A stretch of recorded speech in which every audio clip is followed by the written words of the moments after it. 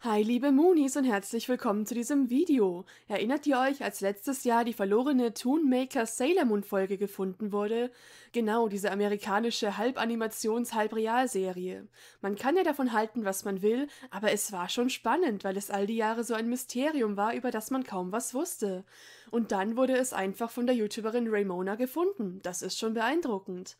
Aber wusstet ihr, dass es noch weitere Teile des Sailor Moon Franchises gibt, die verschollen sind oder zu denen keiner Zugang hat? Über solche sogenannten Lost Media sprechen wir heute. Viel Spaß! Wir beginnen mit den 4D-Kurzfilmen, die für die Universal Studios Japan produziert wurden. Also das waren so Vergnügungspark-Attraktionen mit sich bewegenden Sitzen, Seifenblasen und weiteren Effekten. Sowas kennt ihr vielleicht zu anderen Serien.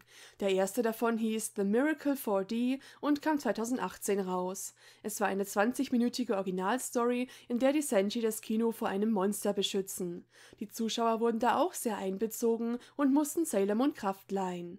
Im Folgejahr gab es einen weiteren Kurzfilm, The Miracle 4D Moon Palace Edition, mit einer neuen Story und auch die Outer Senshi waren jetzt mit dabei. Und 2022 wurde dieser Film erweitert und erneut gezeigt mit dem Zusatz Deluxe im Titel. Dort wurde eine Szene mit den Senshi in ihren Prinzessinnenkleidern hinzugefügt. Man findet zwar Online-Trailer dazu, aber die kompletten Filme wurden eben nur in den Universal Studios gezeigt und seitdem sind sie nicht mehr zugänglich. Und ich finde das mega schade, ich hätte sie gerne gesehen, auch wenn es natürlich sehr auf dieses Kinoerlebnis aufbaut. Aber ich bin einfach neugierig und will alles aus dem Franchise sehen. Man hätte es ja vielleicht irgendwo als DVD extra rausbringen können. Das CGI sieht übrigens auch erstaunlich gut aus. Aber gut, kommen wir nun zum Hero Club. Das war damals eine Reihe an VHS-Kassetten, die mehrere Anime-Folgen in 30 Minuten zusammenfassen. Die hatten auch manchmal bestimmte Themen wie Liebesbeziehungen, das Erwachen der Senshi oder die Bösewichte. Und die Synchronsprecher moderieren das Ganze ein bisschen. Diese Reihe gab's übrigens auch zu anderen Anime. Online findet man irgendwie nur Infos über den Hero Club zu Sailor Stars, also zu Staffel 5. Und diese 3 Folgen kann man sogar auf nicht ganz so legalen Seiten finden. Allerdings gab es ja zu jeder Staffel ein paar dieser Kassetten, also nicht nur zu Stars. Und soweit ich weiß, ist der Rest nirgendwo zugänglich. Und viele wissen auch gar nicht, dass es das überhaupt je gab. Und ja, es sind natürlich nur Zusammenfassungen, aber trotzdem finde ich es ein wenig schade. Aber wer weiß, irgendwelche Leute müssen die Kassetten ja haben, von daher besteht vielleicht Hoffnung. Ich selbst habe sogar auch 2 davon, aber habe es bisher leider noch nicht geschafft, die zu digitalisieren. So, weiter geht's mit den Musicals. Davon gibt es ja sehr viele zu Sailor Moon und wir können vom Glück sagen, dass die allermeisten auch auf DVD und so weiter rausgekommen sind. Aber es gibt leider ein paar Sailor Muse, die nie aufgezeichnet wurden und die wir daher wahrscheinlich nie sehen werden, außer es tauchen magischerweise noch irgendwelche Fanaufnahmen auf. Wir beginnen mit dem ersten Musical, Gaiden Dark Kingdom für Katsuhen. Und da werden jetzt manche Leute sagen, hä, das gibt's doch auf DVD. Ja, die Originalversion schon, aber es gab ja wie bei vielen Sailor Muse auch ein Kaiteiban, also eine überarbeitete Version, und die wurde nicht aufgenommen. Ebenso nicht das Super Spring Festival aus demselben Jahr, was wohl eine Abwandlung der gleichen Story war und im Rahmen eines größeren Sailor Moon Events aufgeführt wurde. Dann gab es noch Henshin Super Senshi Enomichi und das Kaiteiban, die beide auch nicht aufgenommen wurden. Es war aber wohl ähnlich zum vorherigen Musical Usagi Aino Senshi Enomichi und befasst sich dementsprechend mit Staffel 3. Hier ist es vor allem schade, weil hier der erste Auftritt von Sailor Pluto in den Musicals war. Es existiert ein einminütiger Clip auf YouTube in schlechter Qualität und ich meine auch mal gehört zu haben, dass es irgendwann eine komplette Fanaufnahme gab, die aber verschwunden ist. Immerhin die Programmhefte der bisher genannten Shows sind zu finden. Bessere Nachrichten habe ich dafür bei der Super Special Musical Show.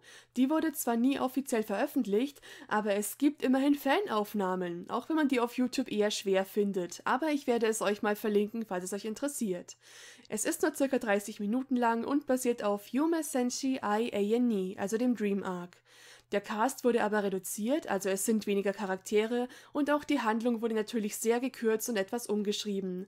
Es geht darum, dass Ami und Rei vom Deadmond Circus gebrainwashed werden und Usagi gegen sie kämpfen muss. Und ich muss sagen, ich finde diesen Plotpunkt sogar besser gemacht als im eigentlichen Musical. Ich könnte mir übrigens vorstellen, dass das vorher erwähnte Spring Festival auch ähnlich funktioniert hat, also dass es eine sehr verkürzte Version des ersten Sailor Muse war, da es nur 5 Songs umfasst.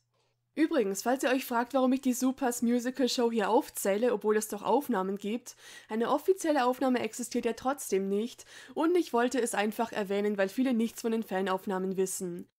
Jedenfalls könnte man jetzt denken, ja, das waren ja alles ziemlich frühe Musicals, heutzutage passiert sowas nicht mehr. Fehlanzeige. Auch Sailor Moon The Super Live ist nirgendwo zu sehen. Das war eine Show von 2018, die in Richtung Musical ging, aber nur sehr reduziert Sprache verwendete. Sie wurde nämlich auch in den USA und Frankreich aufgeführt. Dieses Jahr gab es weitere Performances in Taiwan. Das Ganze geht ca. 80 Minuten und erzählt den ersten Arc. Zwar wurden Ausschnitte auf YouTube sowie der Soundtrack als Instrumental veröffentlicht, aber von einer kompletten Aufnahme fehlt jede Spur. Ich kann allerdings verraten, dass es zumindest eine gesamte Tonaufnahme von einem Fan gibt. Aber trotzdem würde ich mir so sehr wünschen, das schauen zu können, da es schon echt cool aussieht. Außerdem gab es 2019 ein Sailor Moon Restaurant namens Shining Moon Tokyo, in dem eine 40-minütige Show aufgeführt wurde. Auch diese beinhaltete eher wenig Sprache und im Hintergrund liefen englische Untertitel. Wegen Corona wurde das Restaurant aber leider geschlossen. Und ihr könnt es euch denken, auch diese Show wurde nicht komplett veröffentlicht, es gibt nur ein paar Ausschnitte. Und nun zu einer Show, die zwar geplant, aber nie umgesetzt wurde. Prism on Ice. Das sollte eine Eiskunstlaufshow werden, die ursprünglich 2022 stattfinden sollte. Tja. Es wurde 3-mal verschoben und schließlich abgesagt. Auch das hier sollte sich am Dark Kingdom Arc orientieren und die berühmte Eisläuferin Evgenia Medvedeva, ich hoffe, ich spreche es richtig aus, sollte Sailor Moon spielen. Sie hatte zuvor schon eigene Performances zu dem Thema, da sie ein Sailor Moon-Fan ist. Guckt's euch an, wenn ihr das noch nicht kennt. Als die Show abgesagt wurde, gab es immerhin eine Reihe von Merchandise, das trotzdem rausgebracht wurde, und neue Artworks von Naoko Takeuchi dazu. Ansa, die erste Sailor Moon aus den Musicals, hätte übrigens Queen Serenity gespielt. Und anscheinend hat Akiko Kosaka für sie sogar einen Song geschrieben, den wir vermutlich auch nicht hören werden. Falls ihr euch fragt, wer das ist, Akiko hat viele Songs der Musicals komponiert, sowie auch ein paar für beide Anime-Serien, unter anderem Moon Revenge. Mann, ich will diesen Song hören! Und generell wäre es so eine coole Idee gewesen. Aber ich verstehe, dass es durch die verschiedenen Umstände einfach nicht geklappt hat.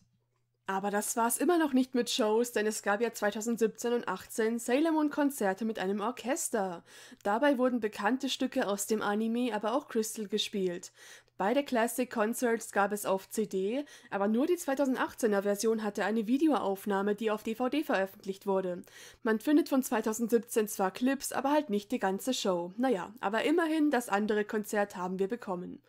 Außerdem gab es 2019 ein Konzert zu Akiko Kosakas 45-jährigem Jubiläum. Es bestand aus Sailor Moon Songs, größtenteils zu den Musicals, und sie hatte auch viele ehemalige Sailor Moon Schauspielerinnen eingeladen. Leider wurde das in keiner Form aufgenommen, zumindest halt nirgendwo veröffentlicht.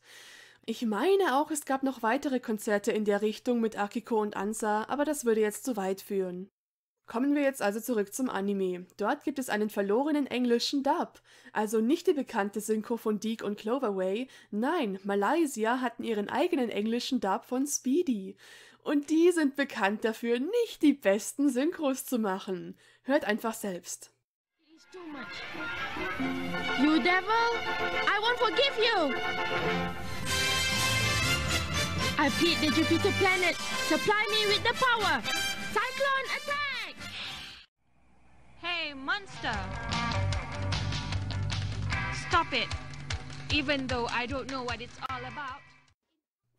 Ja, da freut man sich ja schon fast über den Deke-Dub.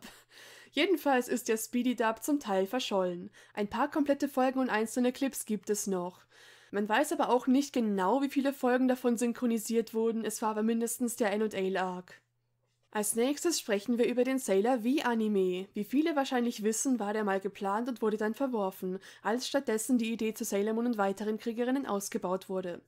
Übrigens wurde ein paar Jahre später, 1995, eine 4-teilige OVA zu Sailor V angekündigt, von der man danach aber nie wieder was gehört hat.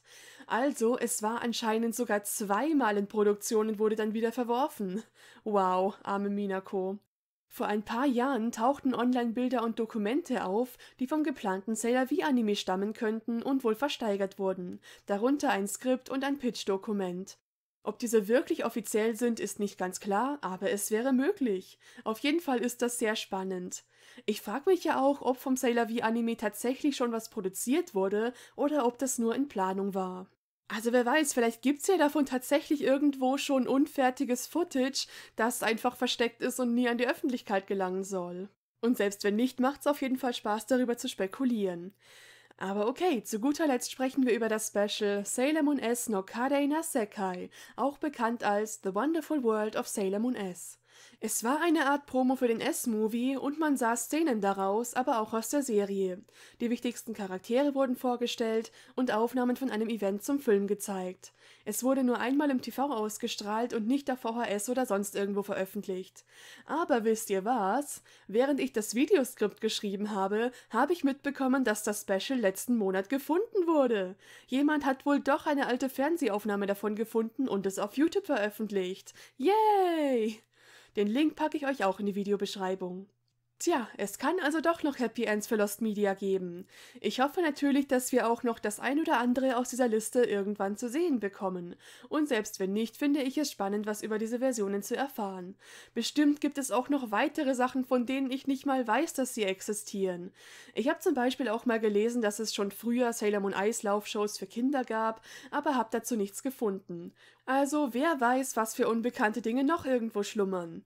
Jedenfalls bin ich dankbar, dass die meisten anderen Teile des Franchises zugänglich sind. Da gibt es immer wieder was Neues zu entdecken, selbst für mich. Schreibt in die Kommentare, welche dieser Sachen ihr am liebsten sehen würdet. Und wenn es euch gefallen hat, würde ich mich über einen Like oder ein Abo freuen. Danke fürs Zuschauen, ciao und bis zum nächsten Mal, eure Sailor Cat.